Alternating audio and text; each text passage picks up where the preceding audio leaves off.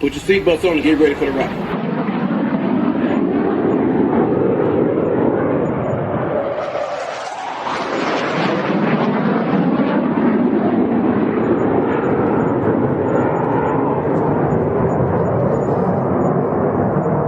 We're the freaking New York Jets, so we're built for this shit.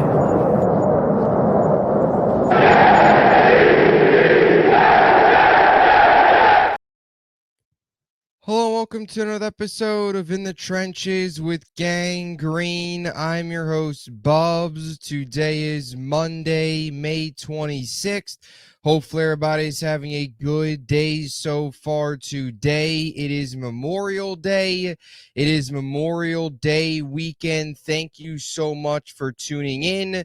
For those of you tuning in on YouTube, make sure to please like and subscribe. Of course, appreciate all of those tuning in on all the different audio podcast platforms. Episode 545 of the In the Trenches with Gang Green podcast. And today we've got some New York Jets news to discuss. We'll start the program with a surprising position battle that has emerged, was announced a couple days ago. Between Joe Tippmann and Josh Myers, center competition position battle for this New York Jets team. We'll break it down to open up the podcast, and then we'll get into Aaron Glenn and the New York Jets roster strategy. Rich Cimini, in his weekly article that he releases on Sundays with everything that's happening around the Jets, broke down where things stand with the Jets roster, the youth movement, some comments from Glenn on this youth movement. So we'll break that down as well a little bit later on. As always, though, before we begin, we've got to tell you about our podcast partners, starting with our friends over at BetUS, America's favorite online sportsbook. If you want to get in on any of the sports betting action, check out BetUS and use my link in the description of this video to get a 125% sign-up bonus on your first 3 deposits up to $2,000. Also, our friends over at SeatGeek. It's concert season. Summer's here, right around the corner. Concerts, baseball, NBA, NHL playoffs, conference finals. You want any ticket to any sporting event, NFL tickets, you want to lock in your seats early, check out SeatGeek. Anything you can buy a ticket for, SeatGeek has it. And at checkout, if it's your first time using SeatGeek, use promo code BUBSONSPORTS for $20 off your first purchase and get yourself out to some awesome events. And, of course, our friends over at Huga House. If you want the hat I'm wearing right now or any of their awesome selection of hats, tees, sweatshirts, you name it, Huga House, has got it. Check them out and use promo code BUBS for 15% off any purchase and get yourself some awesome Huga House swag. So here we go, episode 545. Thank you, as always, for tuning in. Appreciate your support so much. Today, wanted to get into a couple different things here surrounding the New York Jets here as we sit on May 26th. Another round of OTAs coming up a little bit later on this week. So, of course, we'll have coverage the rest of the way here for all of you as the offseason rolls on. But last week at OTAs, not crazy amount of storylines that came out, kind of expected, right? The Jets have kind of been, very undercover, have been under the radar. But one thing that did emerge that has now kind of taken a little bit of a front seat here for this New York Jets team as something to look for as OTAs rolls on. And of course, we eventually head into training camp, late July into August. Is a position battle. I want to play this clip here. This was Zach Rosenblatt, of course, who covers the Jets for The Athletic, breaking down what he saw at OTAs and a surprising position battle at the center position that is emerging. There's been an assumption since draft that, like, hey, Joe Tippmann is hopefully this team's center for a long time, right? They drafted him, second round, right, Tippmann? Second round? Yeah, second round, yeah. Second round. But here comes Josh Myers, and suddenly there's a competition that's been being called by Aaron Glenn a competition. Yeah, actually, Darren Muji was the first one who said it. Or Muji, I'm sorry. It was Muji. Yeah. Right. Yeah. So we're not. So when we watch practice, we're not allowed to report on who goes with first team, second team, all that stuff. So I can't get into specifics, but I'd say like it's pretty clear to me that there's going to be a competition at center there. John Simpson alluded to it in his press conference. He said those guys have been competing their asses off against each other. It's mildly surprising, I think, to the fan base, especially if you just look at the facts. Like you said, one guy's a second-round pick, the other guy they signed to a pretty small contract. But there are other factors at play. Like Josh Myers is more experienced than Tippmann technically. He's played with Justin Fields in college. He didn't have a great year in Green Bay last year. I think he's generally been a solid center. I do think the flip side of that is Joe Tippmann, I think, has a lot of potential, and he's very intriguing as this like big athletic guy, smart kid. But at the same time, I don't think he was as like great last year as maybe the perception from the fan base. I think he can be a really solid center. I don't see like star potential necessarily. It would still be surprising to me if Joe Tippmann wasn't ultimately starting. And maybe this is just a way of pushing him or making Justin Fields more comfortable or whatever it is. But yeah, I think that's going to be a competition to track in training camp, and I'm curious to see how it plays out and if they split the reps or how they do it. Definitely a bit of surprise there from Zach Rosenblatt reporting on what he saw there at OTAs. Now a position battle essentially occurring between Joe Tippmann and Josh Myers at center, and something, of course, to keep an eye on as things roll on the rest of the way here in the offseason. And, of course, once training camp begins. I think the position itself is surprising. I think Joe Tippmann, we all assumed, be the starting center, and I still expect that to be the case. But from the flip side of it, this is also, in a way, Aaron Glenn, Darren Muji, the way they are running things right now. Glenn has mentioned it many times. Darren Muji has mentioned it many times about how everything on this roster, this depth chart, it's all written in pencil. There might be some surprises. There are going to be competition. Glenn has preached competition a ton, and I think some of this is this battle specifically potentially sending a message also to the rest of the locker room, right? A guy in Joe Tippmann coming off of a productive season last year. Was he elite? No, but he was productive. He was better than Josh Myers. You sign a guy in Josh Myers, and now all of a sudden you're lighting a little bit of a fire under Tippmann. And that from Glenn has been something that I think we all kind of knew was coming throughout this entire roster. Position battles and competing. And really the only position being Fields, where they essentially believe so much in him and they're giving him the starting job. That's the only position. Everything else, right? At least some of these other battles that could happen, maybe even interior defensive line, whatever, they have preached competition.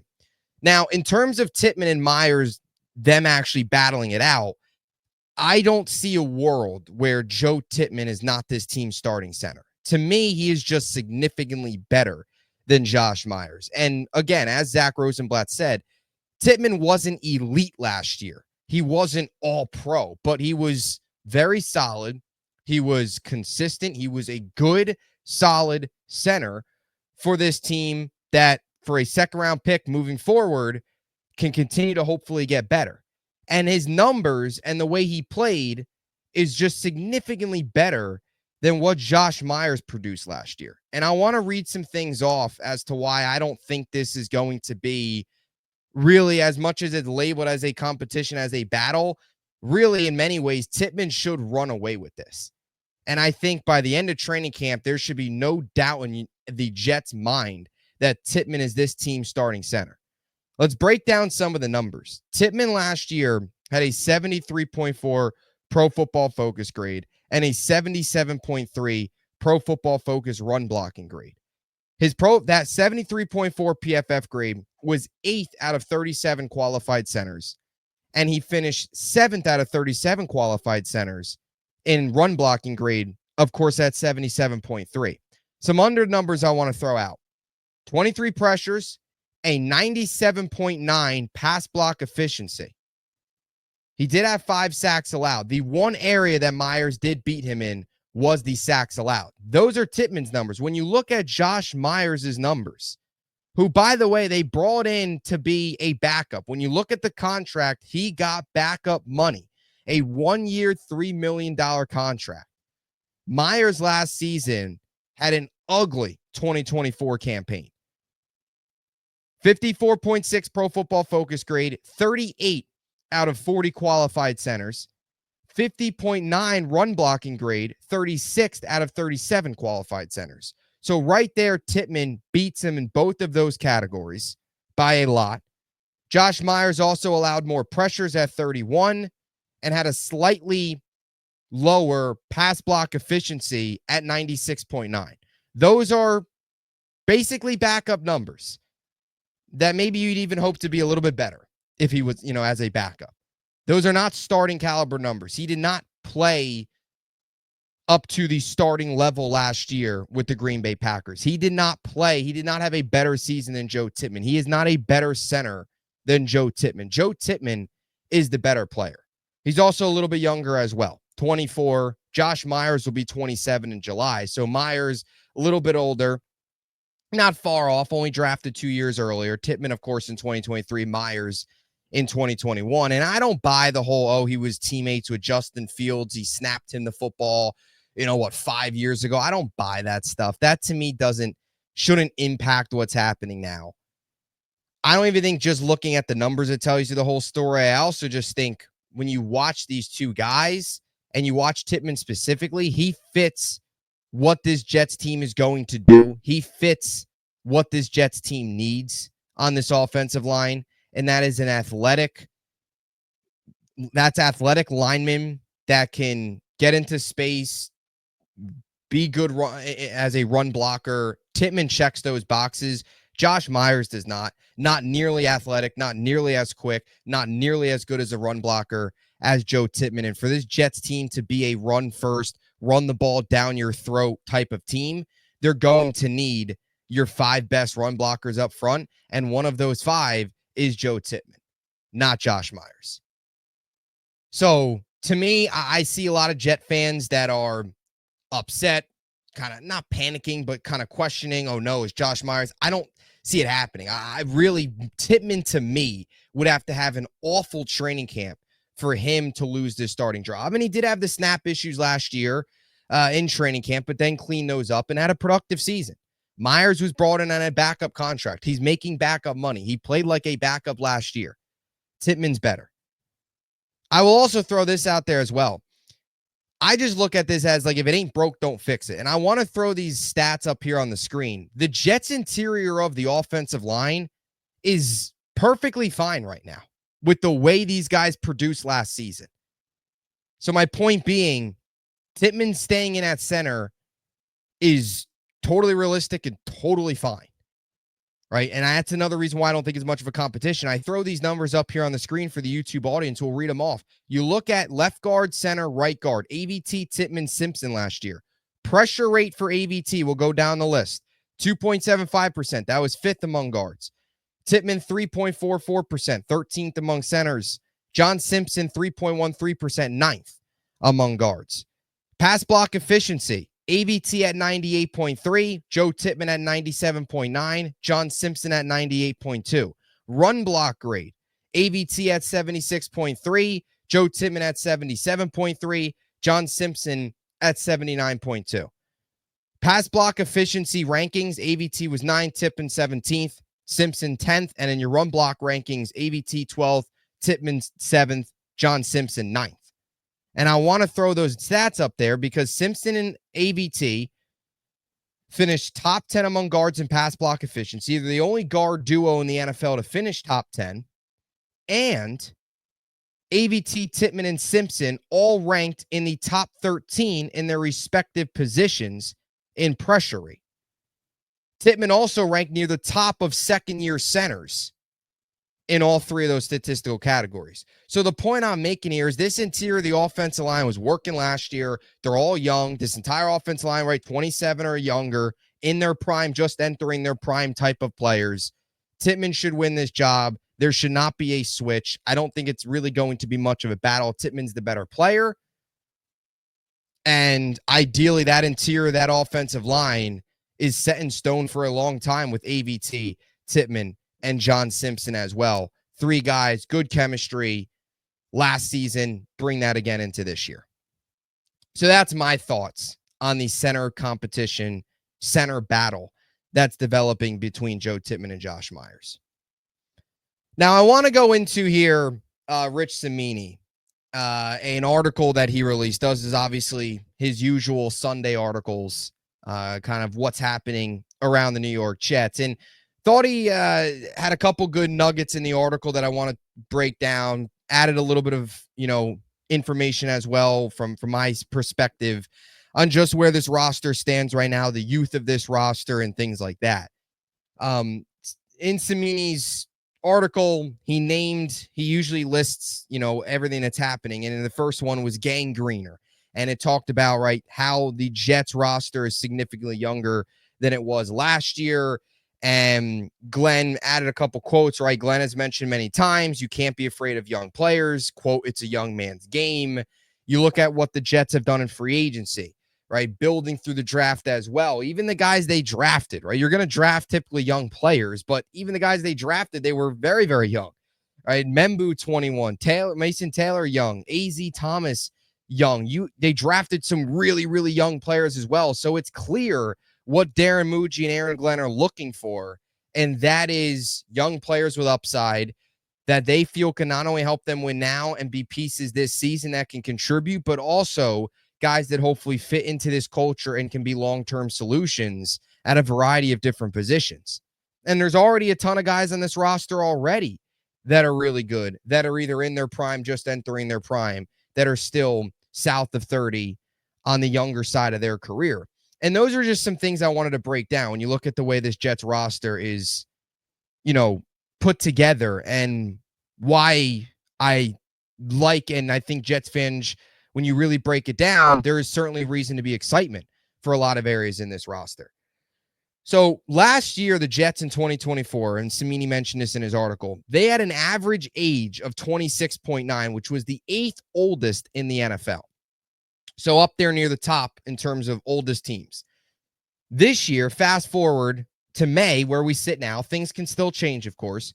29th oldest roster right now at an average age of 25.9, which is also the 4th youngest. The Jets also just have 5 players right now on the roster of 30 years old, 30 years or older.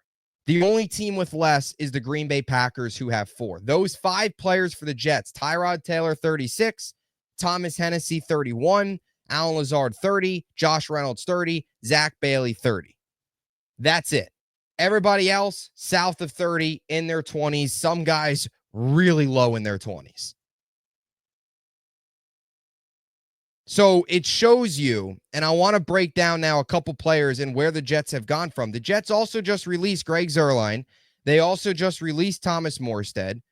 Morstead, 39, Zuerlein, 37, and they replaced them, or at least have position battles now at kicker and punter, with 4 very young players. So it's clear the Jets roster path. It's clear that Glenn, Muji, believe in these young players, want these young players, and are fully embodying it's a young man's game. You can't be afraid of young players and playing young players on your team and relying on them to play big roles. And there is certainly a risk to that, of course, but there is also the reward of hitting on some of these young guys and having them be big-time pieces for this team, not just now, but in the future. And we're already seeing that with some guys in this Jets roster. And before we break down some of those names, I put together a list of just some of the Jets veterans that they moved on from and who they replaced them with and the ages of those players. And really, when you look at it from that standpoint, it really is pretty wild. So Aaron Rodgers, right, start with him, 40 years old, week 1 of last year, was then 41 going into this season. Jets replace him with Justin Fields, 26. Tyron Smith, 33 at week 1 of last year, now 34. He ended up retiring. Olu Fashanu essentially comes in as his replacement, sort of did at the end of last year, right, when he went down with the injury. Olu, 22 years old. Morgan Moses, same thing, 33 during last year, now is 34 with New England. Jets replace him with Armand Membu, 21 years old. CJ Mosley, right? Excellent Jet. Move on, create some cap space post June 1 here. He was 32, now is 33. Jamian Sherwood essentially takes over for him. And while he did essentially take over for him last year with the injury, Sherwood, 25, just got the extension. Greg Zuerlein, 37, just moved on from him last week. Your two kickers that are battling it out, Anders Carlson, 26. He'll be 27 in June. And Caden Davis, the UDFA out of Ole Miss, 24. Thomas Morstead, same thing. Was 38 last year, is now 39. Just moved on from him. You replace him with Austin McNamara, 24. Kai Kroger, 22. He'll be 23 in a month when June hits. And even just a couple other guys. Chuck Clark's 30. You replace him with Andre Sisco, coming off of his rookie contract. Devontae Adams was 32. Hassan Reddick, 30. You let both of those guys out the door. Again, 8th oldest roster last year. But I really wanted to break that down. I think that really represents how much younger they have gotten and the plan there. You move on from a 41-year-old quarterback, bring in a 26-year-old. You move on from two 34-year-old offensive linemen, and you have a 22-year-old in his sophomore season and a 21-year-old Armand Membu in his rookie year. Sherwood, 25, just entering his prime, replaces an older 33-year-old CJ Mosley. Zerline, 37, Morstead, 39. You replace those guys with two rookies, Austin McNamara, who was in the league for 1 year, Carlson, who's only been in the league for, 2023, 2 years. Sisco, just coming out of his rookie contract, 25, replaces Chuck Clark. And then you even, like I said, Devontae, Reddick, those guys all off the team.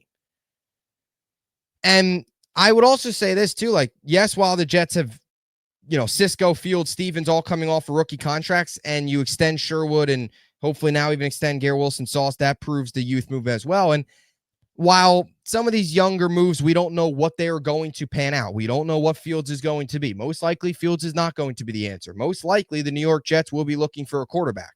We don't know what Brandon Stevens is going to be. Sisco, very promising in 2023, took a drop last year. 1 year deal, $10 million. What can he do this year? Can he be somebody that sticks around long term? Right? That's all unknowns. But there is also a lot of young talent on this Jets team that's really good and has already proven themselves. Let's go through the list. Jermaine Johnson, Garrett Wilson, Sauce, Brees, Will McDonald. We just got done talking about the offensive line. The offensive line is very promising. Olu, you can't crown him yet, but in the few games that he played last year, looked very good. Membu, another first-round pick. You hope he pans out. AVT, Titman, Simpson, just got done talking about it. Very strong interior offensive line. And you hope some of these under-the-radar free agent signings can kind of turn into what Simpson was last year. Simpson, when he was signed last season, it was not a universally praised signing. In many ways, you viewed him as what was probably going to be the New York Jets' worst offensive lineman. Not saying he was going to be terrible, but he projected as probably the lowest ceiling on the team. When you looked at that rest of the offensive line, and of course he put together, he was arguably the best up front for the Jets last year and most consistent. Quinnen, I know he's been in the league for, 2019, but he's still just 27. He's in the prime of his career. He's still south of 30. He is in the prime, putting up, hopefully, a big season this year. Quincy Williams, same thing. Sherwood, just entering his prime. Michael Carter II can stay healthy, just entering prime. And then, of course, whatever you get out of this draft class as well. We mentioned Membu, Mason Taylor, A.Z. Thomas, and the rest of this class. When you get to some of those day 3 guys, can you find a diamond in the rough there? So, and there are still holes. Don't get me wrong. There are still concerns. There are still question marks. No doubt about it.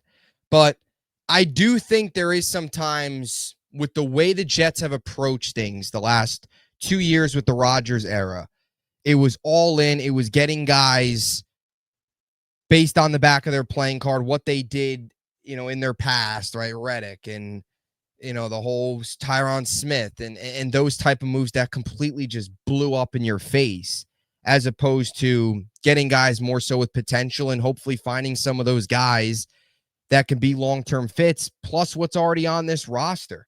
I do think there's a sense sometimes when you look at this Jets roster, there is sometimes this level of, I don't know if I want to call it, not enough. There's more talent, I think, on this roster than some people make it out to be. And a lot of that talent is young players or players in their prime, right where you want them, right? And the Jets supplemented that with more young pieces. And they also, both through free agency and the draft. And that's makes it exciting when you enter this retool, this new regime, trying to build this new culture. You hope figure out what pieces fit, what pieces don't fit. And if they do fit, you hope these guys can be long-term fits, right, for this team under Glenn and Muji. So I thought that was a really interesting point that Cimini brought up. And when you really break it down and you really look at some of the ages and the age difference and how much younger the Jets got, and really look at this roster right now and look at the Jets' best players on this roster, that's why we've talked about it so much, how this team, this has got to be a retool, right? We've talked about this so much. Glenn, Muji, you've got to win. There is talent on this roster. There is young talent on this roster. A lot more talent than what the previous regime took over with. There is talent here. Now you got to take it, continue to develop it, coach it up. How about that, right? Terrible, terrible coaching. Now coach it up. Put this defensive scheme, offensive scheme into place and hopefully be successful. So wanted to just touch on that as well here in this episode on top of the Tippmann stuff. We'll have a lot more content coming your way, of course, the rest of the week. It is May, very slow time, but we're getting through it. We're grinding through it. Always enjoy making content for you all. I appreciate all of you so much for the support. I know it's May. I know it's slow. This is one of two of really probably the most dead time right now. This May through June period, like the 40 days between training camp, is probably the most dead because at least now you get some OTAs and you'll get mandatory minicamp, but appreciate you all still tuning in. Real diehards, still talking, still tuning in to all the Jets content out there. So appreciate every single one of you. Stay tuned. More content coming your way here the rest of the week. Enjoy the rest of your Memorial Day weekend. Let me know what you think in the comment section down below. Joe Tippmann, Josh Myers. Who do you think wins it? What are your thoughts on that position battle? And what are your thoughts on this Jets young roster and how much younger it got, where it stands amongst the NFL? And what are your thoughts on some of the young talent that's already proven itself on this roster? All down low in the comment section. Talk to you guys soon. Until next time, JETS, Jets, Jets, Jets.